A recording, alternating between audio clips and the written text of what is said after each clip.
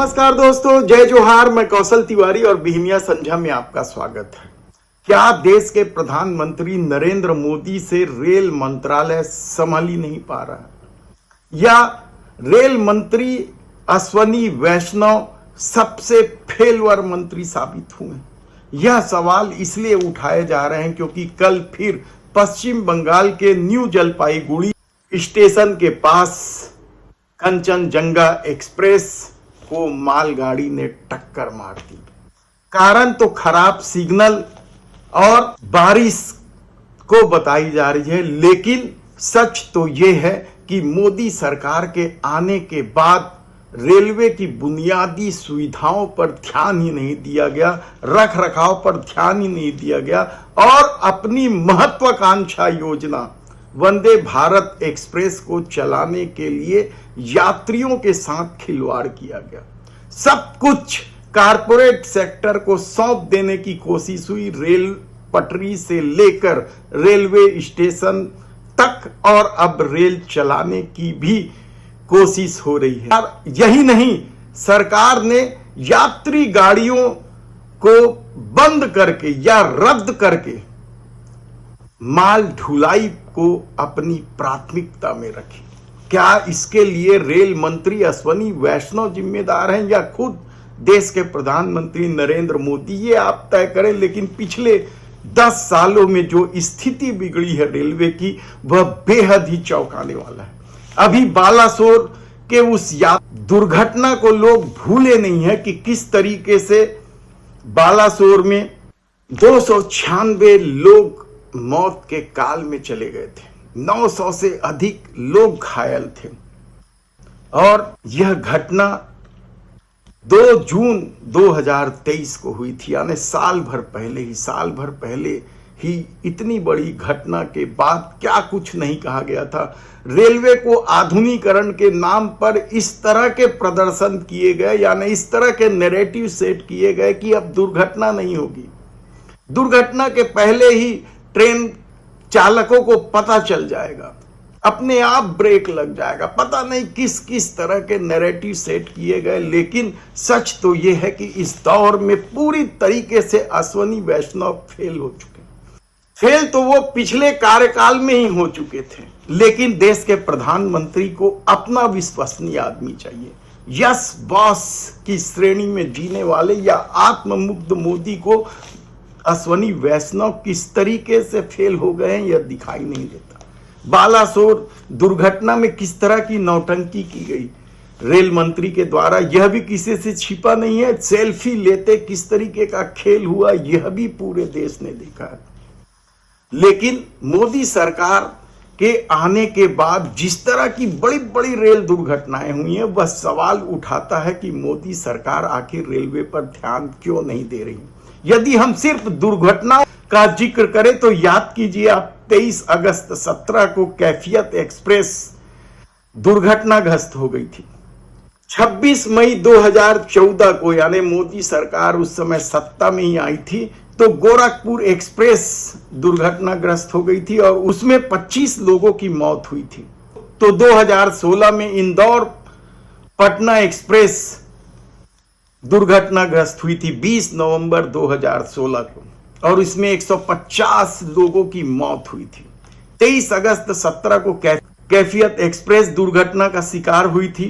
तो 18 अगस्त 2017 को पूरी हरिद्वार उत्कल एक्सप्रेस दुर्घटना का शिकार हुई थी और इसमें 23 लोगों की मौत हुई थी। बीकानेर गुवाहाटी एक्सप्रेस भी तो 13 जून 2022 को दुर्घटना का शिकार हुई थी और इसमें भी लोग मरे थे। तब कंचनजंगा एक्सप्रेस को मालगाड़ी के टक्कर मार देने से, न्यू जलपाईगुड़ी स्टेशन के पास का यह मामला है। 9 लोगों की मौत हुई है, पता नहीं कितने लोग घायल हैं। मौतों की संख्या को लेकर भी विवाद है, कोई 15 बता रहा है, सरकार 9 बता रही है। पश्चिम बंगाल के मुख्यमंत्री ममता बनर्जी ने जमकर सवाल उठाए हैं। मोदी सरकार के आने के बाद जिस तरीके से रेल दुर्घटनाएं बढ़ी है, वह चौंकाने वाली है। लेकिन इससे भी भयावह त्रासदी तो ट्रेनों का अचानक रद्द कर देना है सिर्फ माल ढुलाई के लिए, या फिर अपने महत्वाकांक्षी प्रोजेक्ट वंदे भारत एक्सप्रेस को सफल बनाने के लिए। किस कदर देश के लोग परेशान हैं, कभी भी ट्रेनें रद्द हो जाती है, कभी भी डब्बा कम कर दिया जाता है, और लोग इस भीषण गर्मी में भी किस तरीके से परेशान रहे हैं या किसी से छिपा नहीं है। रेलवे की सारी व्यवस्था पूरी तरीके से चरमरा गई है और सुविधाओं के नाम पर बातें तो बड़ी बड़ी की जाती है, लेकिन सीनियर सिटीजनों का हक भी छीन लिया गया। प्लेटफॉर्म टिकट को लेकर भी किस तरह की नौटंकी, 50 रुपए तक बढ़ा दी गई थी, बाद में वापस ली गई। यानी चौतरफा फेल है रेल मंत्रालय, अश्वनी वैष्णव। लेकिन 2024 में जब सरकार आई, एनडीए की सरकार आई, तो उसी अश्वनी वैष्णव को फिर मंत्री बना दिया गया और अभी उन्हें मंत्री बने ज्यादा दिन नहीं हुए, लोकसभा की सदस्यता का शपथ भी नहीं लिया गया। और ये कंचनजंगा एक्सप्रेस का इतना बड़ा हादसा हो गया, तो क्या मोदी सरकार को उन्हें हटाना नहीं चाहिए? कांग्रेस क्या कहती है, जरा सुन ले। पिछले 10 वर्षों में रेल दुर्घटनाओं में जो वृद्धि हुई है वो स्पष्ट रूप से केंद्रीय सरकार के कुप्रबंधन का और उपेक्षा का, रेलवे के मामले में उपेक्षा का नतीजा दिखाई दे रहा है, जिसके वजह से आए दिन यात्रियों के जान माल का नुकसान हमारे देश में हो रहा है। आज की दुर्घटना इसी वास्तविकता का एक उदाहरण है। एक जिम्मेदार विपक्ष के रूप में हम इस भयावह नज़रअंदाजी पर सवाल उठाते रहेंगे और संसद में भी सरकार से जवाब मांगेंगे। इसके साथ साथ जो हमारे